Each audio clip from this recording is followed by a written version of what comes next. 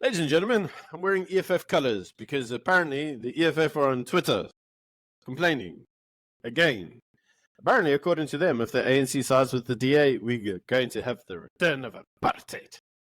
We're here to fact check that. What do you think, Ramon? Is apartheid coming back? I mean, Julius Malema hopes so, because he did say, apartheid bound to education was better than the education system of democratic South Africa. So I don't know if it's a warning or an ambition from the EFF in this regard. Yes. So, you know what, Ramon? I think we should actually go through some of the apartheid policies and see whether apartheid would come back. Let's start with the most logical, and that would be obviously the time pass.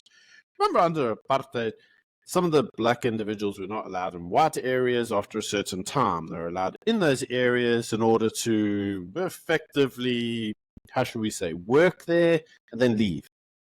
Was that going to come back? Well, for me, the answer is no. And nobody has a desire to see that. Like, no one anywhere ever has a desire to see that return. Unless, I suppose, we're talking about Cyril's lockdown measures.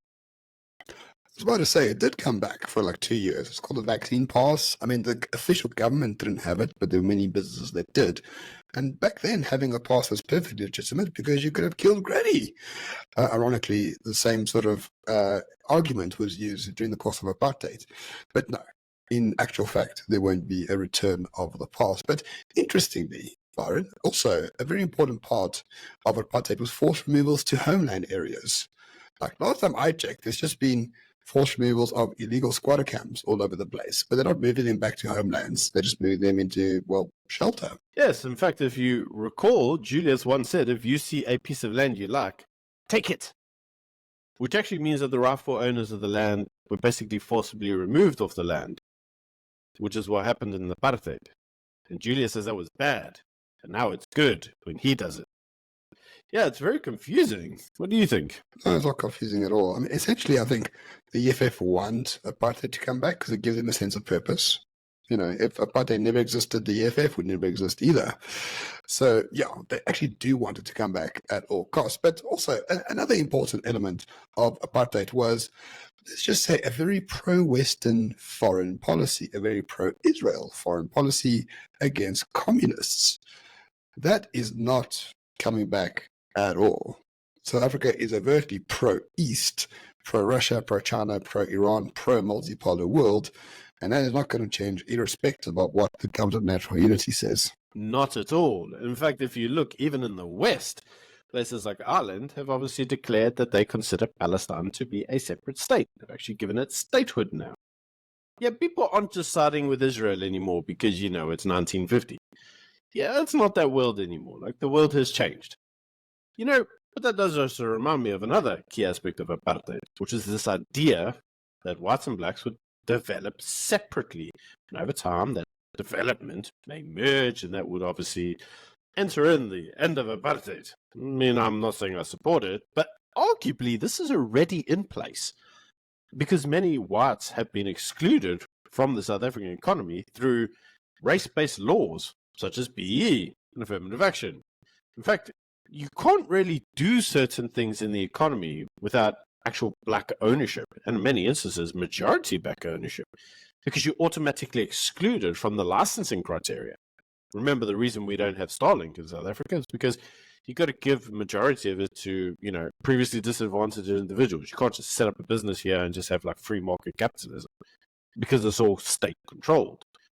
So arguably, we already have this separate development idea whereby we have actually excluded whites from the economy. Yeah, but funny enough, I mean, by excluding whites from the civil sector, most importantly, and in the procurement from the state, you've actually given whites one of the highest levels of quality of life in the world. Because, if you can't be an employee for the state, you can't be a civil servant, you can't be a bureaucrat, you will have to become entrepreneurial in some sense, or you have to become highly skilled as a professional person, which is what has happened, ironically. So separate development is happening, but ironically, the whites and Indians, for the most part, are using the private sector to do that, whereas the black middle class are using the public sector to do that.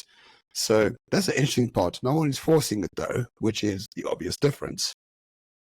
Yes. Now, you see, here becomes one of the biggest issues with apartheid, which was obviously around black ownership of land.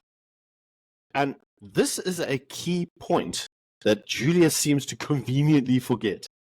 And that is, if the EFF were to actually win the elections, and nobody would own the land.